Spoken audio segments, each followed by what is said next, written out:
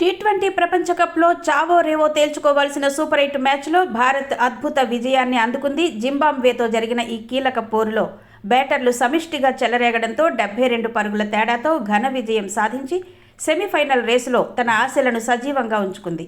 అభిషేక్ శర్మ, హార్దిక్ పాండ్యా అర్ధశతకాలతో మెరవగా తిలక్ వర్మ మెరుపు ఇన్నింగ్స్ ఆడడంతో భారత్ నిర్ణీత ఓవర్లలో 4 వికెట్ల నష్టానికి 256 పరుగుల భారీ స్కోర్ సాధించింది. భారీ లక్ష్య ఛేదనలో జింబాబ్వే గట్టిగానే పోరాడినప్పటికీ 184 పరుగులకే పరిమితమైంది. జింబాబ్వే బ్యాటర్ బెన్నెట్ ఒంటరి పోరాటం చేసిన భారత్ బౌలర్ హర్షదీప్ సింగ్ 3 కీలక వికెట్లు తీసి ప్రత్యర్థిని కట్టడి చేశాడు. అయితే భారీ స్కోర్ సాధించినప్పటికీ భారత బౌలింగ్ విభాగం ఆశించిన స్థాయిలో రాణించకపోవడం గమనార్హం. ముఖ్యంగా స్పిన్నర్లు, ఇతర పేసర్లు వికెట్లు తీయడంలో తడబడడం సెమీస్ చేరే క్రమంలో జట్టులో కొంత ఆందోళన కలిగిస్తోంది. సెమీఫైనల్ సమీకరణాల పరంగా ఈ విజయం టీమిండియాకు అత్యంత కీలకం.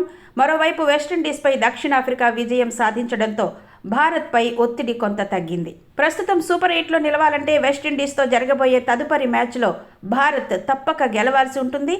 బ్యాటర్ల ఫామ్ జట్టుకు కొండంత బలాన్ని ఇస్తూ ఉండగా బౌలింగ్లో లోపాలను సరిదిద్దుకుంటే భారత్ సెమీస్ చేరడం ఖాయంగా కనిపిస్తోంది.